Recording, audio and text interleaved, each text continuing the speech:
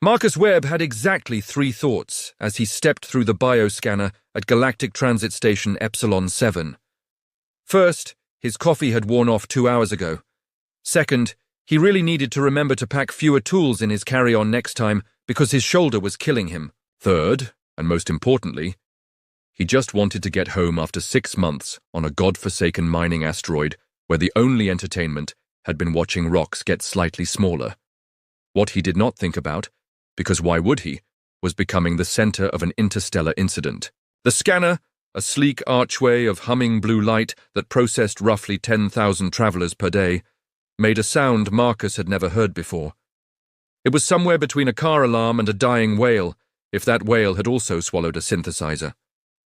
Red lights flooded the checkpoint, klaxons wailed, security drones dropped from the ceiling like the world's worst piñata party. Marcus said, which was about all he could manage before a holographic display materialized in front of his face, flashing the words, "Biological Anomaly," in letters large enough to be seen from space. Below that, in slightly smaller text, "Threat Level Undefined." And below that, almost as an afterthought, "Please remain calm." "I am calm," Marcus said to no one in particular. "I'm very calm. This is my calm face." The scanner's AI, a sophisticated system designated Vera, had a voice like honey poured over gravel, smooth and authoritative, and currently cranked up to 11. "Anomaly detected. Repeat. Anomaly detected. All processing halted until threat is neutralized or identified, or possibly both. Threat? I'm an engineer. The most threatening thing about me is my opinion on safety regulations." A door hissed open, and through it came Administrator Krell, all 4 arms already raised in various gestures of bureaucratic distress.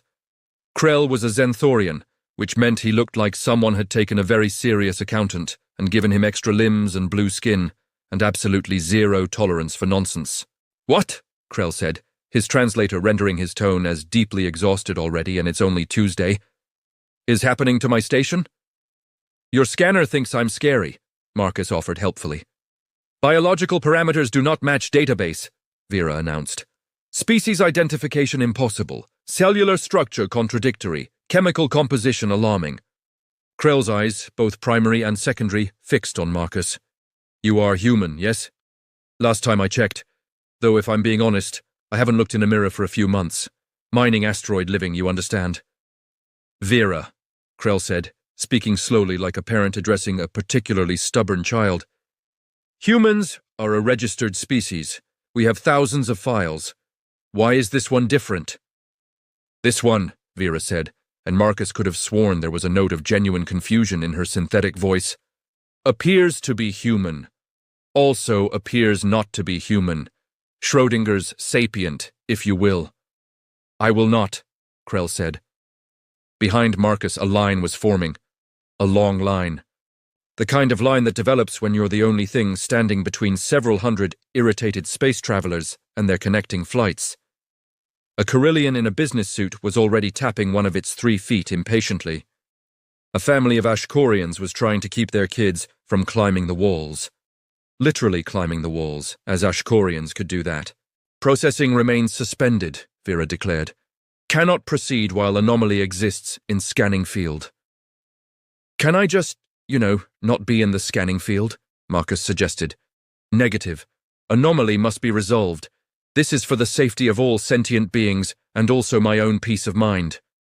Krell's translator struggled to keep up with the string of what were probably very creative Zenthorian curse words. He tapped a control panel on his wrist, bringing up what looked like a very angry holographic supervisor demanding status updates. "Sir," Krell said into the communicator, "we have a situation. No, not that kind of situation. A weird one. Yes, weirder than the incident with the Glorbian smuggling itself. I will handle it. Yes, sir. No, sir. I appreciate your confidence, sir." He closed the communication and looked at Marcus with the expression of someone whose day had just gone from manageable to, "Why did I take this job?" "You," Krell said, pointing with 2 arms while the other 2 accessed his datapad, "are not leaving this checkpoint until we figure out what is wrong with you." "Nothing is wrong with me. I'm perfectly normal." "Analysis suggests otherwise," Vera chimed in. Currently cataloging irregularities, list growing. Please stand by for enumeration of biological contradictions.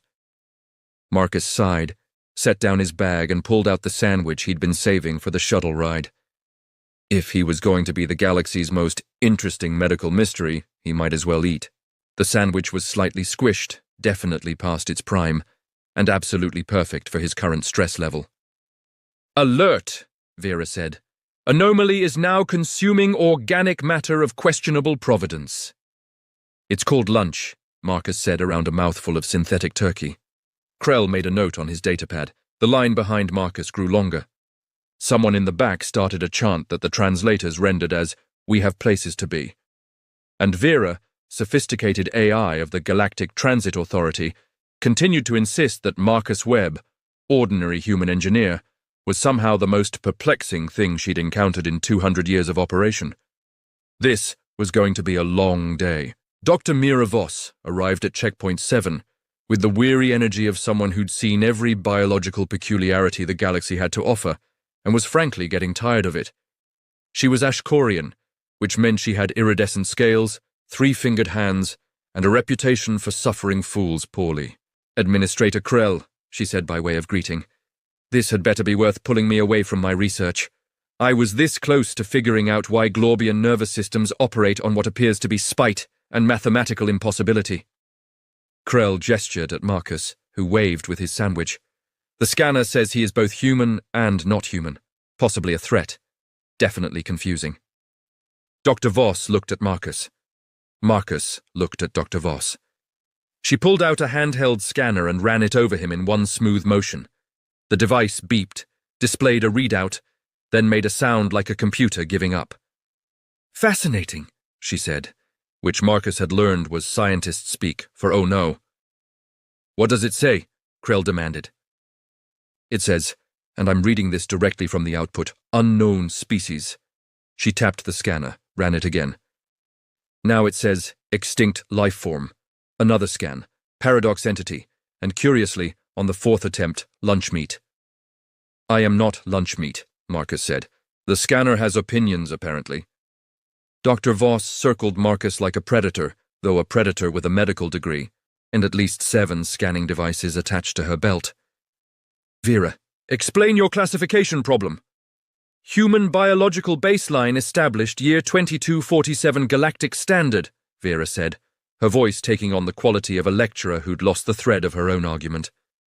"First contact medical survey comprehensive. All subsequent humans matched parameters within acceptable variance." "So what changed?" Dr. Voss asked. "This one," Vera said, and Marcus was definitely sure now that she sounded personally offended. "Matches 0 parameters. Height acceptable, mass acceptable. Beyond that, complete biological anarchy."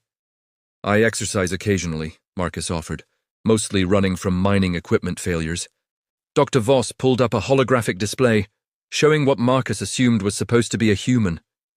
It looked like someone had designed a person based on a medical textbook and forgotten that actual humans were messy, chaotic entities held together by stubbornness and coffee. "Is that what you think we look like?" Marcus asked. "That is the official Galactic Transit Authority reference scan for Homo sapiens," Dr. Voss said. "Taken from Ambassador Richard Chen during first contact negotiations. Clean bill of health, optimal physical condition, representative sample." "Representative of what? A fitness magazine? Real humans don't look like that on the inside." Dr. Voss ran another scan. This one apparently went deeper because Marcus felt a weird tingling sensation. The results appeared on her holographic display in a cascading list that kept growing. Marcus caught glimpses. "Foreign chemical compounds detected. Skeletal irregularity suggesting past trauma. Microbiome composition impossible. Trace elements including substances banned in 14 systems." "What did you eat this morning?" Dr. Voss asked. "Coffee, 2 cups, maybe 3, possibly 4, time kind of blurs together in space." "Alert!" Vera practically shouted. "Chemical warfare agent identified. Caffeine levels sufficient to incapacitate smaller species." "It's coffee! Humans drink coffee! We have for centuries!" Dr. Voss was scrolling through the scan results, her expression shifting from curious to baffled to something approaching awe. "You have microplastics in your bloodstream." "Yeah, we all do. It's kind of a thing. 3 distinct bacterial colonies that, according to my database, should be actively killing each other. They've learned to cooperate, sort of like a tiny United Nations, but in my intestines. Evidence of a healed fracture in your left ulna. Broke my arm when I was 12, fell off my bike. And you just, what, let it heal naturally?" "Well, yeah, had a cost. Took a few weeks, good as new, mostly." Krell had been watching this exchange like a tennis match played with increasingly absurd balls. "Dr. Voss, is he a threat or not?" "He's a disaster," she said. "A walking, talking biological disaster who somehow functions anyway. Vera, how many other humans have you scanned?" "Approximately 47,312 since installation." "And how many flagged as anomalies before today?" 0. Though in retrospect perhaps should have been 47,312. Behind Marcus, the line had grown to epic proportions. Someone had set up a chair, a vendor was selling snacks. A news drone had appeared from somewhere, its camera light blinking. "Can we just—" Marcus started, then stopped as Dr. Voss pulled out what looked like a much bigger scanner. "I need to run comprehensive diagnostics," she said. "This could take hours. I have a connecting flight." "You are currently a biological mystery that's shut down the busiest transit station in the sector. Your flight is the least of anyone's concerns." Krell's communicator was buzzing non-stop now. He answered it, listened, and his blue skin somehow managed to look pale. "My supervisor wants updates. The Galactic Transit Authority wants updates. Someone from the Science Council wants updates. And somehow a gossip columnist wants updates." "Tell them we're working on it," Dr. Voss said, not looking up from her scans. Marcus finished his sandwich, pulled out a protein bar that Vera immediately flagged as containing illegal preservatives, and settled in for what was clearly going to be an extensively weird afternoon. "Philosophical question," Vera announced suddenly. "If humans do not match human parameters, are they still human? Discuss." "No," Krell said firmly. "We are not doing philosophy. We are doing problem-solving. Dr. Voss, solutions, please." Dr. Voss looked at her readouts, looked at Marcus, looked at the growing crowd, and said something in her native language that the translators wisely chose not to interpret. "I think," she said slowly, "we might have a bigger problem than one human. I think we might have a human problem." Dr. Voss commandeered a conference room, which Krell later described as the moment he knew his day would end in paperwork, measured by the kilogram. The holographic displays covered 3 walls, showing biological data that scrolled past faster than Marcus could read. "Right," Dr. Voss said, pulling up the original human baseline scan from 2247. "This is what Vera thinks humans should look like," Ambassador Richard Chen, age 32 at time of scan, described in reports as exceptionally healthy specimen. The scan showed organs in perfect symmetry, bone density optimal, 0 trace elements beyond basic nutrition, and a microbiome that looked like it had been curated by someone with obsessive-compulsive disorder and a deep love of organization. "That's boring," Marcus said. "That's baseline. Now this is you." She pulled up Marcus's scan beside it. The difference was staggering. Where Chen's scan looked like a textbook illustration, Marcus's looked like someone had taken biology as a suggestion rather than a rule. His spine had a slight curve from years of poor mining asteroid posture.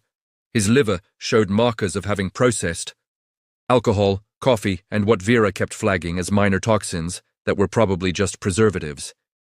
His microbiome was a 3-way war that had somehow achieved détente. "How are you alive?" Dr. Voss asked, not unkindly. "Spite, mostly. Also decent genetics and access to modern medicine." "Vera," Dr. Voss said, "how many parameters does Marcus match?" "Calculating," Vera said, a pause. 7% overlap with baseline. 7%? Remaining 93% classified as variance, degradation, adaptation, improvisation, or what I can only describe as biological jazz. Marcus actually laughed at that one. "Biological jazz, I like it. Put that on my tombstone." Krell, who'd been silent for the past 10 minutes while managing approximately 40 different crisis communications, finally spoke. Dr. Voss, if this human doesn't match human parameters, does that mean the parameters are wrong? Hold on. Let me. Dr. Voss's eyes went wide. She pulled up a station manifest. Vera, I'm sending you a list of current humans in the station. 47 of them, according to this. Scan them all. Non-invasive surface scans only. We don't need lawsuits. Processing, Vera said. Marcus watched the results populate in real time. Name after name, human after human, each one flagged. Biological variants detected, anomaly identified, parameters exceeded, foreign compounds present. Structural irregularities noted, every single one. Oh no, Dr. Voss said. Oh no what? Krell asked. They're all anomalies. Every human currently in this station is a biological anomaly, according to Vera's updated standards. Correct, Vera confirmed. Detailed analysis reveals following. Human-designated Torres has artificial hip. Human-designated Okafor has tattoos containing heavy metals. Human-designated Yamamoto has consumed energy drinks containing compounds banned in civilized space. Human-designated Patel has seasonal allergies and apparently just lives with that. We're not anomalies, Marcus said. We're just, normal humans. But you don't match the baseline, Krell said. Because the baseline is one guy from 200 years ago who was probably on his best behavior for alien first contact. You can't judge an entire species based on one sample, especially if that sample knew it was being sampled. Dr. Voss was scrolling through the data, her expression shifting from shock to understanding to something that might have been respect. He's right. Look at this. Ambassador Chen's medical records, which are public domain due to historical significance. He was, direct quote, carefully selected for optimal health and lack of concerning medical history. They literally picked the most boring human they could find. I'm not boring, Marcus protested. Biologically speaking, you're fascinating. Humans in general are fascinating. You're survivors. This scan shows you broke your arm and your body just fixed it. You consume substances that would hospitalize most species, and you call it breakfast. You have bacteria inside you that wage constant war, and you've somehow turned that into a digestive system. Vera, Krell said, and his voice had the tone of someone who just realized the scope of a disaster. How long have you been using these updated scanning protocols? Update installed 48 hours ago. More accurate biological detection. Fewer errors, increased sensitivity to variance and threat assessment. So before the update, you just waved humans through? Previous protocols allowed 30% variance from baseline. Current protocols allow 5%.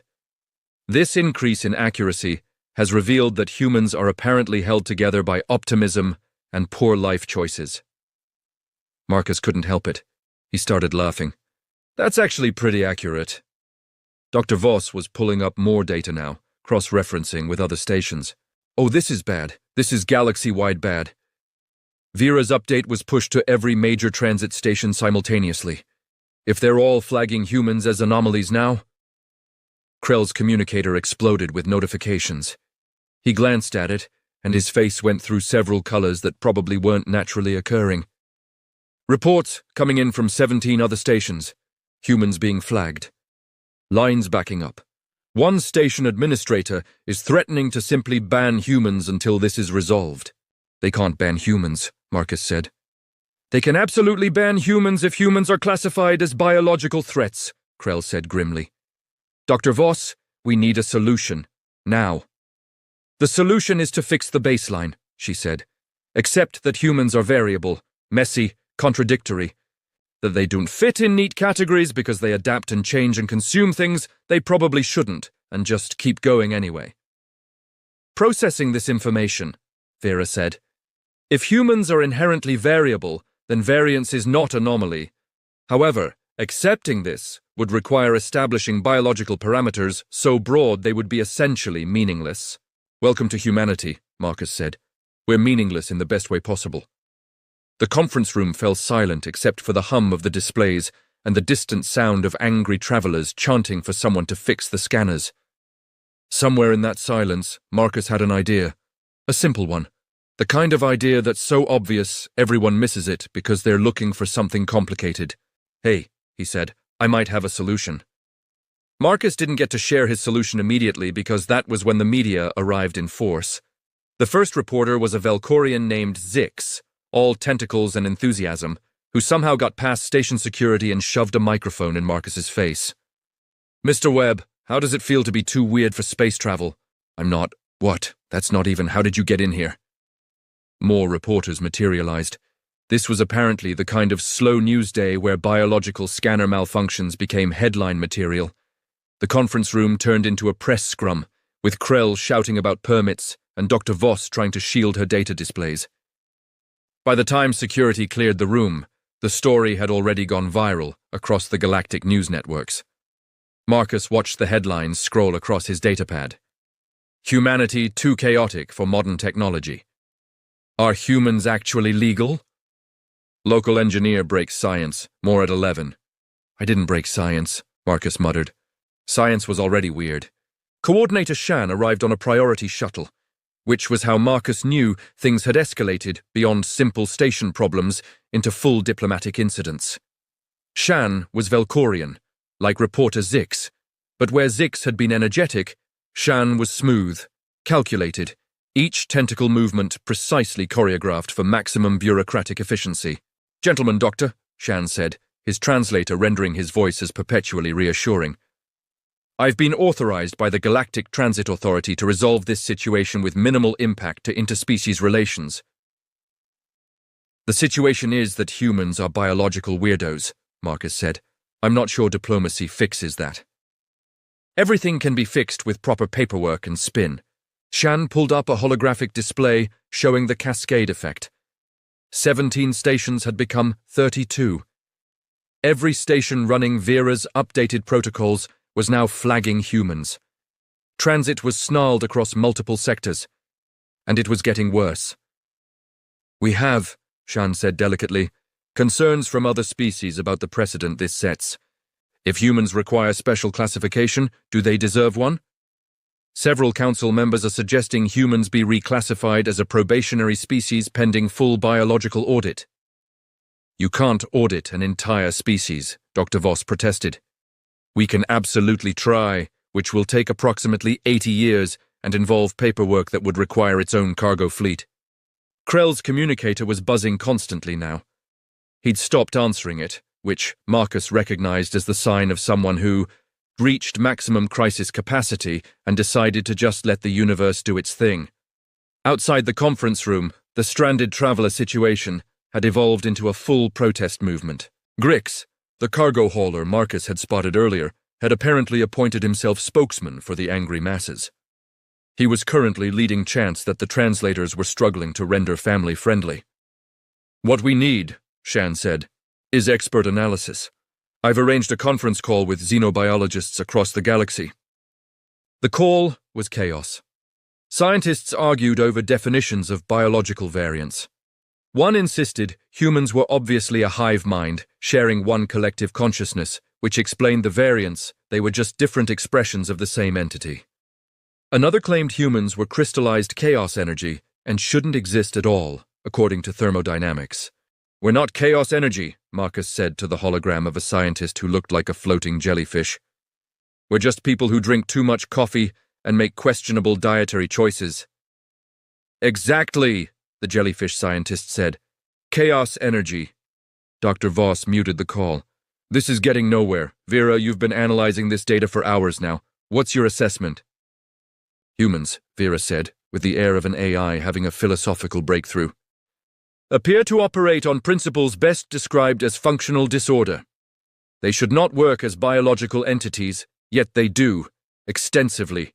They thrive in conditions that would kill species with more sensible evolutionary paths." "So, we're successful disasters," Marcus said. "Affirmative. Current classification options include walking contradiction, sentient proof of Murphy's Law, organized disaster, acceptable chaos, improbable, but present." Shan was making notes. Lots of notes. "This is, forgive me, unprecedented. We have protocols for dangerous species. Protocols for unusual species. We don't have protocols for species that break the protocols by existing." "Create new protocols," Marcus suggested.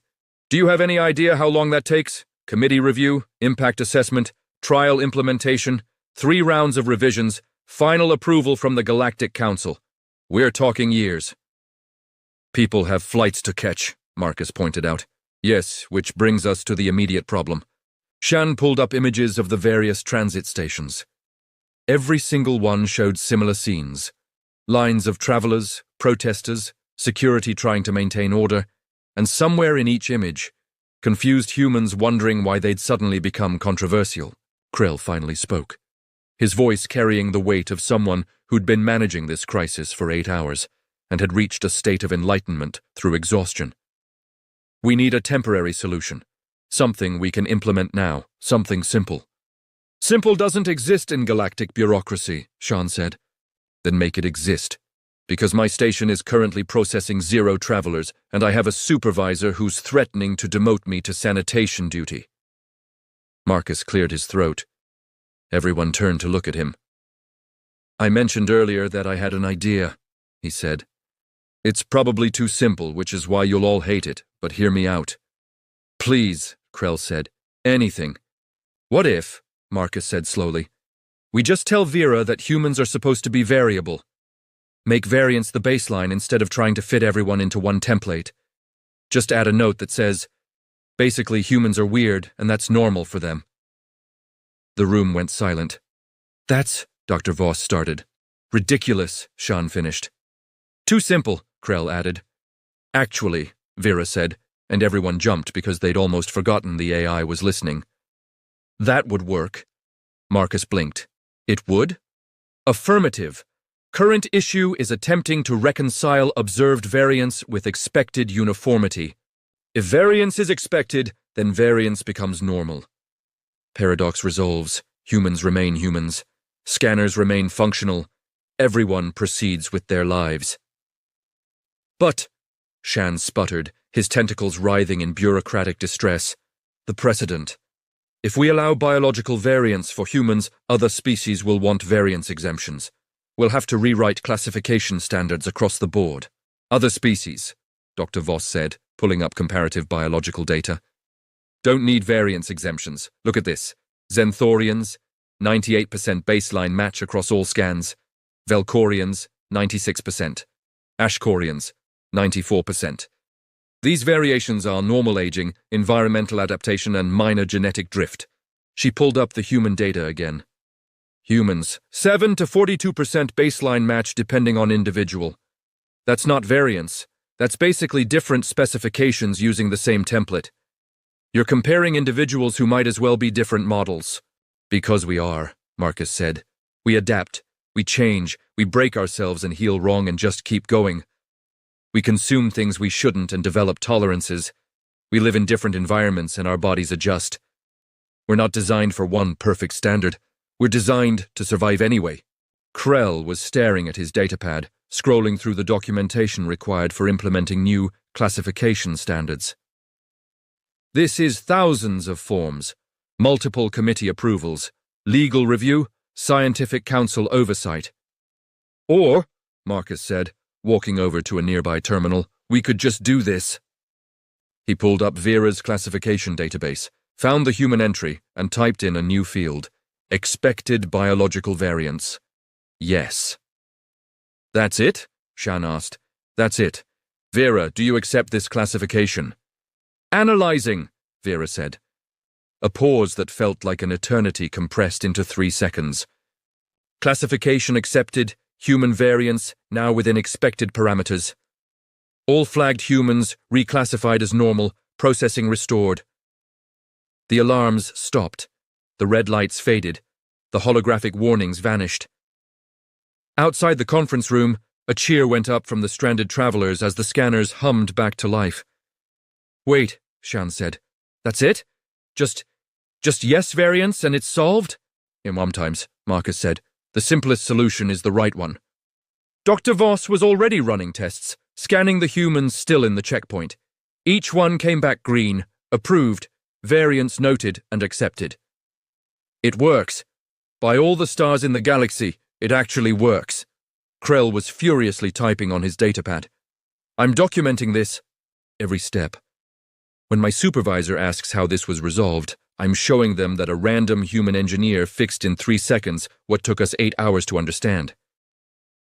I'm not random, I'm specialized, Marcus said. There's a difference. Shan had already pulled up his communicator and was relaying the solution to other stations. Marcus watched the galactic map as, one by one, the affected transit stations implemented the same fix. Human variance, expected. Problem, solved. Crisis, averted. This is going to spark debates, Dr. Voss said, but she was smiling. Scientific papers, philosophical discussions about the nature of biological classification. I'm updating my xenobiology textbooks tonight. Good, Marcus said. Maybe include a chapter on not assuming one sample represents everyone. Grix, the cargo hauler who'd been leading the protests, appeared in the doorway. He was large, 6-armed, and looked like he could bend steel, but his expression was grateful. The human who fixed the scanners, you are him, yes? That's me. Grix extended 3 of his 6 arms for a handshake. You have saved my shipment of Glorbian ice crystals. In my culture, this means I owe you a life debt, or at least a really nice fruit basket. I'll take the fruit basket. Done. The finest fruits from 17 systems. They will be waiting at your destination. As Grix left, Krell received a communication. He listened, and his expression shifted from exhausted to surprised to something that might have been pleased. My supervisor, he said slowly, is commending the station for innovative problem-solving and efficient crisis resolution. I'm being considered for a promotion. You earned it, Marcus said. This was a nightmare scenario and you handled it. By letting you fix it. Delegation is a leadership skill. Dr. Voss was already deep in her research, muttering about variance models and biological flexibility. She looked up long enough to say, Mr. Webb, I'm citing you in my paper. Is engineer an acceptable title, or would you prefer biological troublemaker? Engineer is fine. Shan was coordinating with the Galactic Transit Authority, his tentacles moving in patterns that suggested rapid typing. We're implementing the Human Variance Protocol galaxy-wide. Emergency authorization from the Council. This will be standard operating procedure within the hour. Wait, Marcus said. You're naming it after the problem? We're naming it after the solution. Humans. Variable but functional. It's actually quite elegant. Krell stood, stretched all 4 arms, and looked at Marcus. You are cleared to proceed to your gate, finally. Your flight has been held, which required 17 authorizations and a formal apology from the station, but you will make it home. Marcus grabbed his bag, checked his datapad for the gate assignment, and headed for the exit. Behind him, the checkpoint was processing travelers at normal speed again. Vera was scanning with cheerful efficiency. The crisis was over. Mr. Webb, Vera called out as he reached the door. Yeah? Thank you for teaching me that variance is not anomaly. It has been an educational experience. Also, your flight is at Gate 42, and they are serving coffee which you appear to need. Marcus grinned. Thanks, Vera. You're not so bad for an AI that nearly classified me as lunch meat. I stand by that assessment. Your sandwich was 73% preservatives. He was still laughing as he walked through the checkpoint, Vera scanning him one final time and displaying a simple green light with a new message. Human variance, expected and accepted. 3 weeks later, Marcus returned through Galactic Transit Station Epsilon 7 after another mining contract. This one thankfully less eventful than the last. The checkpoint looked the same. Same blue scanning arches, same flow of travelers from 100 species. Same underlying hum of organized chaos that defined interstellar travel. But something was different. As he approached the scanner, he noticed a small holographic plaque that hadn't been there before. Site of the Human Variance Protocol Implementation Galactic Standard Date 224789. They made a memorial, Marcus muttered, for a software update. Mr. Webb, Vera said, her voice warm with what could only be described as digital affection. Welcome back. I have been looking forward to scanning you again. That's a weird thing to look forward to, Vera. You are designated in my system as original anomaly, nostalgic value. Proceed through scanning arch. Marcus stepped through. The scanner hummed, analyzed, and displayed his results. Human Marcus Webb. Variance within expected parameters. Status, creative disaster but harmless. Did you just call me a creative disaster? Affirmative. I have updated my classification algorithms to be more descriptive and less alarmist. Dr. Voss approved the changes. She said it adds character. There was a new efficiency to the checkpoint now. Humans passed through without incident, their variants noted and accepted. A few travelers even had custom classifications. Excessive optimism detected, coffee dependency acknowledged, probable poor life choices but statistically normal. Marcus found Krell at his usual administrative post, looking significantly less stressed than their last meeting. Administrator, I see you got that promotion. Krell looked up, and if Zenthorians could smile, Marcus thought he detected something close. Senior Administrator now. Apparently resolving interstellar incidents looks good on performance reviews. Thank you for that, by the way. I just suggested the obvious solution, which no one else saw because we were too busy making it complicated. I've since applied that principle to other station operations. Efficiency is up 17%. A commotion near the scanners caught Marcus's attention. A human woman was being flagged, but not for biological anomalies. Vera's display showed carrying substance classified as weapons grade in 42 systems. The woman held up a small bottle. It's hot sauce, just regular hot sauce. Vera, Krell said with the patience of someone who'd had this conversation before. We discussed this. Human food items are not weapons. This particular substance, Vera said, contains capsaicin levels sufficient to incapacitate most known species. Chemical analysis suggests it could strip paint. That's the good stuff, the woman said proudly. Marcus walked over.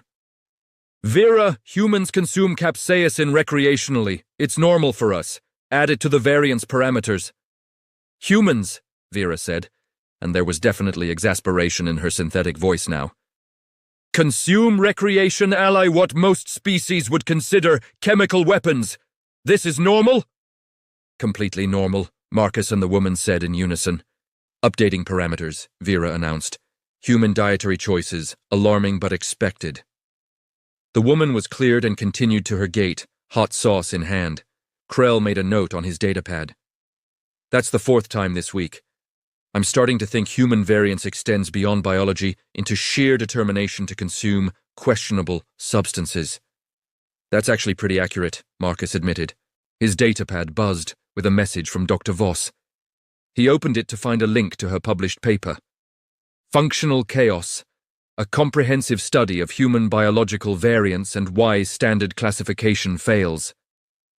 The dedication read, for Marcus Webb, who taught us that sometimes the simplest explanation is that life is messy. She published it, Marcus said. It's a bestseller in xenobiology circles, Krell said. Apparently her thesis that humans survive through adaptive chaos resonates with researchers. Several species are now being re-evaluated for variance parameters.